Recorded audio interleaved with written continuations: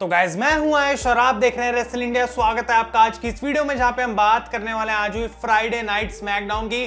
जी हां, जो final SmackDown हमें देखने को मिली WWE थंडरडोम से। और ये जो भाई थंडरडोम का सिलसिला फाइनली खत्म हो चुका है। अगले हफ्ते क्राउड आएगा और क्या वो शो होगा कमाल का, वो देखना इंटरेस्टिंग रहेगा। लेकिन आज के शो में भी काफी कमाल की चीजें हमें देखने को मिली हैं जो कि हम डिस्कस करेंगे।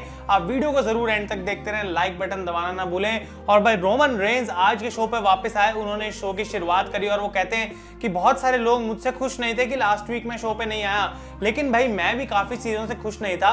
और एज ने बात बोली कि मैं उनसे डरता हूं, लेकिन ऐसा कुछ भी नहीं है। वो कहते हो सकता है कि कुछ सेकंड के लिए कभी एक पॉइंट पे मैं उनसे डर गया था। ऑब्वियसली एज जो फोटो दिखाई जा रहे हैं भाई कि मैंने चेहरा बनाया जब एज ने स्टील चेयर से मेरे को सबमिशन में डाला था, लेकिन वो कहते हैं क्या हुआ उस डर का, उस डर को मैंने ओवरकम करा और मैंने स्टैक करा, स्मैश करा, पिन करा एज को और रेसलमेनिया के अंदर मैंने अपने मैच को भी जीत लिया।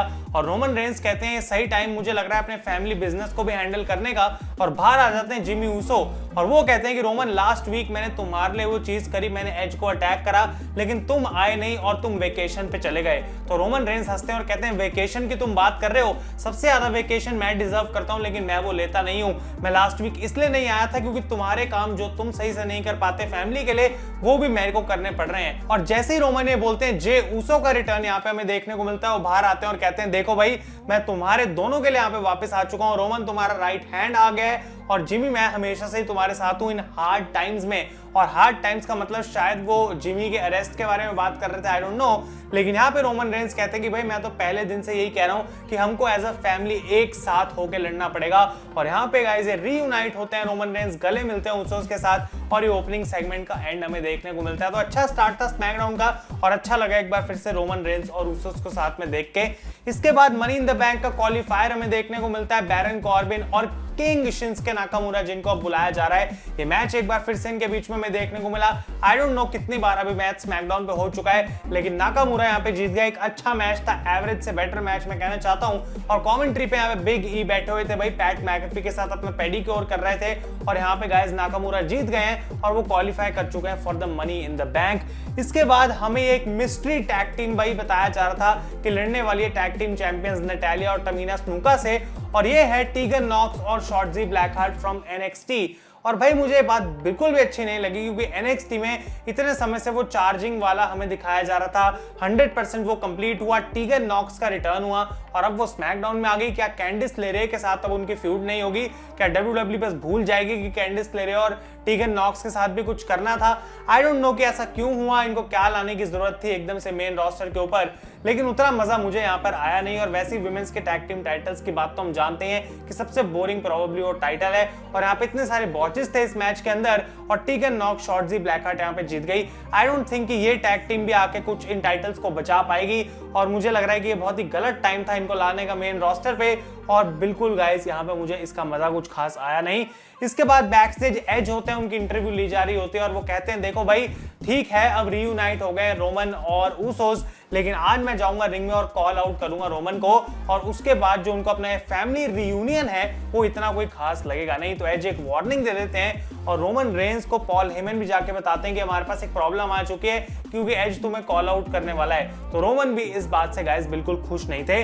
इसके बाद यहाँ पे हमें एक सबसे बैड न्यूज आज के शो पे जो जानने को मिली है गाइस, वो ये कि बेली अपने मनी इन द बैंक के मैच के लिए ट्रेन करते समय इंजर्ड हो गई थी और 9 महीने तक जो है वो बाहर हो सकती हैं। और ये कोई स्टोरी लाइन नहीं है, ये WWE हमें कोई ट्विस्ट नहीं दे रही है, ये एक्चुअली में ऐसा हुआ है क्योंकि बेली को एक टॉर्न ACL की इंजरी हुई है और उनकी नी सर्जरी होगी गाइस, जिसके बाद 9 महीने तक का टाइम लगेगा उनको रिकवर करने के लिए।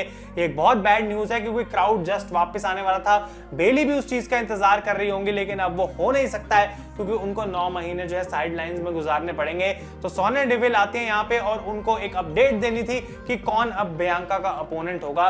तो वो कहती है देखो भाई मनी इन द बैंक में अब बियांका अपना टाइटल डिफेंड नहीं करेंगी, लेकिन अगले हफ्ते in front of the crowd Carmella को मौका मिलने वाला है to fight against Bianca Belair. और ये भी एक ऐसी चीज थी जो मुझे कुछ खास अच्छी लगी नहीं कि भाई आखिर क्यों ऐसे उठा के कार्मेला को मौका मिल रहा है, इससे बढ़िया कोई नंबर 1 कंटेंडर या कुछ टूर्नामेंट वगैरह कर सकते थे, थोड़ा इंटरेस्ट इसके अंदर डाला जा सकता था। लेकिन जैसे ही कार्मेला बाहर आती है, लिव मॉर्गन भी आ जाती है और वो एक बार फिर से सोनिया को बहुत गुस्से में बोलती हैं कि क्या भाई हर हफ्ते तुम कार्मेला को मौका देती रहती हो, मैं उसको 2 बार ऑलरेडी हरा चुकी हूँ और मेरे लिए तब भी कुछ भी नहीं। तो सोनिया गुस्से में आके कहती है भाई देखो तुम बहुत ज्यादा उल्टा सीधा बोल रही हो, मैं यही बात कहने वाली थी कि तुम मनी इन द बैंक में कार्मेला को रिप्लेस करोगी क्योंकि अब कार्मेला को एक टाइटल शॉट मिल रहा है। तो लिव मॉर्गन इस बात से खुश हो जाती है और वो कार्मेला को कहती है कि देखो अब मैं मनी इन द बैंक भी जीतूंगी और उसके बाद अगर तुम टाइटल जीतते हो मैं तुम पे कैश इन करके नई चैंपियन भी बन जाऊंगी। तो गाइस ये लेटेस्ट अपडेट्स हैं, लेकिन आई डोंट थिंक कोई भी हम में से खुश है कि बेली जो है वो 9 महीने के लिए इंजर्ड हो गई और साशा भी नहीं आ रही है। तो क्या इस विमेंस डिवीजन का होगा, वो अब भाई सब कुछ भगवान भरोसे है। इसके बाद हमें देखने को मिलता है गाइस कि टोनी स्टॉर्म एक और NXT superstar coming soon to SmackDown का प्रोमो में दिखा दिया गया है, यानी कि धीरे धीरे अभी सारे कॉल अप स्टार्ट हो रहे हैं और क्राउड जैसे जैसे वापस आ रहा है मंडे नाइट रॉ पे भी शायद और स्मैकडाउन पे भी हमें NXT के कॉल अप्स देखने को मिलेंगे।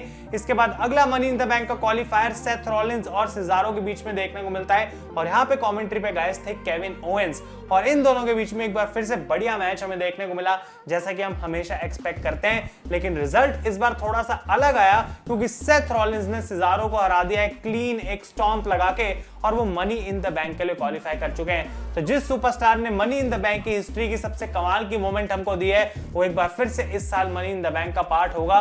क्या आपको लगता है रॉलिंस जीत पाएंगे? क्योंकि बैक स्टेज वो होते हैं और वहां पे वो सेलिब्रेट कर रहे होते हैं अपनी विक्ट्री और कहते हैं देखो भाई ये बात तो ठीक है मैं आज इस मैच को जीत गया, लेकिन फिर वो रोमन को टॉन्ट करके कहते हैं कि भाई एज को जो ये मैच मिल रहा था वो मुझे मिलना चाहिए और मुझे यूनिवर्सल चैंपियनशिप भी जीतनी चाहिए थी। लेकिन पीछे से एज आ जाते हैं और रॉलिंस को कहते हैं भाई देखो मुझे ये बात सीधी सी पता लग गई कि 2014 से तुम अभी तक बदले हो नहीं और आज मैं एक ऐसी चीज करने जा रहा हूं जो तुम कभी नहीं कर पाए और वो है मैं रोमन रेंस को कॉल आउट करूंगा।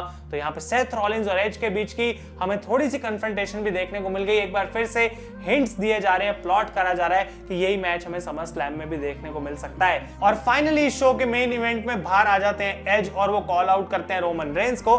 बैक स्टेज हमें दिखाया जाता है कि रोमन बोल रहे हैं ऊसोस और पॉल हेमन को तुम सारे दूर रहो, मैं अकेले जाके इस सिचुएशन को हैंडल करूंगा। तो रोमन रेंस आते हैं अपनी एंट्री में और काफी लंबा स्टेयर डाउन एज के साथ उनका हमें देखने को मिलता है, लेकिन ऊसोस बाहर आ जाते हैं। तो रोमन कहते हैं भाई देखो मैंने तुम्हें बोला था तुम दूर रहो, इस सिचुएशन को मैं हैंडल करूंगा। रोमन जाते हैं रिंग में, एज के साथ उनकी ब्रॉल स्टार्ट होती है, लेकिन यहाँ पे गाइस आ जाते हैं बाद मिस्टीरियोस यानी कि रे और डोमिनिक और वो अटैक कर देते हैं ऊसोस को। तो जो नंबर गेम थी यहाँ पे वो इक्वल हो गई और रोमन रेंस का जो मास्टर प्लान था वो काम नहीं आ पाया और यहाँ पे बुरे तरीके से मिस्टीरियो और एज ने मिलकर ऊसोस को डिस्ट्रॉय कर दिया है। रोमन रेंस जो है यहाँ पे बच के किसी तरीके से निकल गए, रैंप पे खड़े होकर बस देख रहे थे, लेकिन एक बार फिर से गाइस एज ने वैसे ही सबमिशन में जे ऊसो को भी डाला, जिमी ऊसो को भी डाला और बुरी हालत कर दी मार मार के ऊसोस की आज एक बार फिर। और रोमन कुछ कर नहीं पाए क्योंकि मिस्टीरियोस रिंग में थे, रोमन के अगेंस्ट 3-on-1 था, तो उन्होंने कोई एक्शन यहाँ पे लिया नहीं है। तो बहुत अच्छी एंडिंग थी, एक बार रोमन को फिर से पिस ऑफ कर दिया एज ने पूरे तरीके से। एंड आई थिंक इसका एक ही मतलब हो सकता है कि Roman Reigns money in the bank में जीतने वाले हैं और वो कहीं ना कहीं बात हम भी जानते हैं। बस देखना इंटरेस्टिंग रहेगा कि आखिर क्या ऐसा हो सकता है जिसकी वजह से एक्चुअली में एज उस मैच को ना जीत पाए। तो गाइस रोमन रेंस आज के शो में एक बार फिर से उन्होंने लोअर हैंड लिया, एज को मोमेंटम दिया गया और इस तरीके से शो हो जाता है खत्म। अब मिस्टीरियोस का भी क्या एंगल रहेगा कि एक्चुअली में वो ऊसोस के साथ लड़ने वाले हैं फॉर द टाइटल्स, वो भी देखना इंटरेस्टिंग रहेगा। तो ये थी आज की स्मैकडाउन और आप लोग अपने ओपिनियंस बताएं शो के बारे में गाइस। अगर आपको ये वीडियो पसंद आया इसे लाइक करें। Thank you so much for watching. मैं हूं आयुष और आप देख रहे हैं रेसल इंडिया।